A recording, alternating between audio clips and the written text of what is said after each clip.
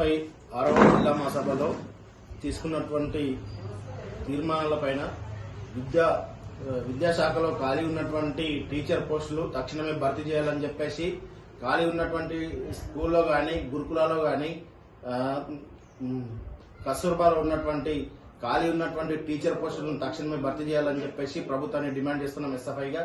అలాగే ఎంఈఓ పోస్టులు కూడా దాదాపు జిల్లాలో ఖాళీగా ఉన్నటువంటి ఎంఈఓ పోస్టులను కూడా తక్షణమే భర్తీ చేయాలని చెప్పేసి ఆ ఖాళీ ఉన్నటువంటి పోస్టులను కనుక ఫుల్ఫిల్ చేస్తే నిరుద్యోగత కూడా ఉద్యోగ అవకాశం కల్పించినటువంటి పరిస్థితి ఉంటుంది. కాబట్టి ఫీజు నియంత్రణ చట్టాన్ని కూడా పకడ్బందీగా అమలు చేసి విచ్చలవిడిగా ఫీజులు దోసుకుంటున్నటువంటి కార్పొరేట్ స్కూల్స్ కానీ కాలేజీలపైన కానీ తక్షణమే ఫీజు నియంత్రణ చట్టాన్ని పాటించిన వారిపైన వాళ్ళ గుర్తింపును కూడా తక్షణమే రద్దు చేయాలని చెప్పేసి కూడా మేము ఎస్ఎఫ్ఐగా డిమాండ్ చేస్తున్నాం. విద్యార్థులపైన దాడులు అరికట్టాలి. విద్యార్థులపైన మతం పేరుతో కానీ విద్యార్థులను హింసించి కానీ ఆ రకంగా కొన్ని కాలేజీలలో జరుగుతున్నటువంటి విద్యార్థులపైన దాడులను కూడా తక్షణమే అరికట్టాలని చెప్పేసి ప్రొఫెషనల్ కోర్సుకు సంబంధించి ఐటీఐ, పాలిటెక్నిక్ ఇలాంటి కోర్సులకు నిధులు కూడా ఎక్కువ మొత్తంలో ప్రభుత్వం ఇవ్వాలని చెప్పేసి కూడా డిమాండ్ చేస్తున్నాం. అలాగే ఇప్పుడు డిగ్రీ ఎగ్జామ్స్ అయిపోయిన తర్వాత 3 years కంప్లీట్ అయిపోయిన తర్వాత మళ్ళీ సప్లిమెంటరీ బ్యాక్లాగ్స్ ఉన్న వాళ్ళు కూడా ఫీజు ఒకవేళ కట్టడానికి వెళ్తే ఓన్లీ ఉస్మానియా యూనివర్సిటీకి మాత్రం ఆ ఫీజుతో ఎగ్జామ్ ఫీజుతో పాటు ఒక్కొక్క సబ్జెక్ట్ కి 1000 రూపాయలు చొప్పున ఫైన్ తీసుకొని ఫీజు కట్టించుకున్నటువంటి పరిస్థితి ఉంది.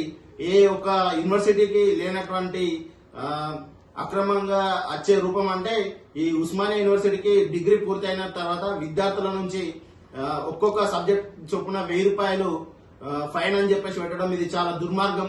తక్షణమే ఉస్మానియా యూనివర్సిటీ ప్రొఫెసర్ కూడా వెంటనే తక్షణమే స్పందించాలని చెప్పేసి ఉన్న విద్యార్థులకు న్యాయం చేయాలని చెప్పేసి మేము డిమాండ్ చేస్తున్నాం. సంక్షేమ హాస్టళ్లకు సంబంధించి నెలకొన్నటువంటి సమస్యలు తక్షణమే పరిష్కరించాలి. అద్దె భవనాల్లో కొనసాగుతున్నటువంటి హాస్టల్స్ కూడా సొంత భవనాలు నిర్మించాలని చెప్పేసి జిల్లా వ్యాప్తంగా పిలుపు తీసుకొని కూడా పెద్ద ఎత్తున ఆందోళన కార్యక్రమం చేసే పరిస్థితి ఉంటుంది. అలాగే న్యూ ఎడ్యుకేషన్ పాలసీకి సంబంధించి 2020లో రావడం జరిగింది. ఈ నూతన విద్యా విధానాన్ని కేంద్ర ప్రభుత్వం తీసుకురావడానికి ప్రయత్నిస్తున్నటువంటి పరిస్థితి ఉంది.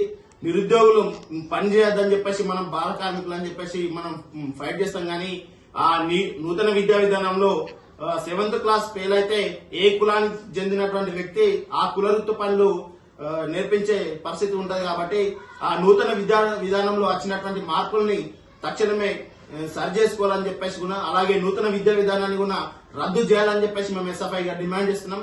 లేని పెద్ద ఎత్తున పోరాటాలకు సిద్ధమవలసిందిగా విద్యార్థులు, నిరుద్యోగులు అని చెప్పేసి ఈ రకంగా తెలియజేస్తున్నాం.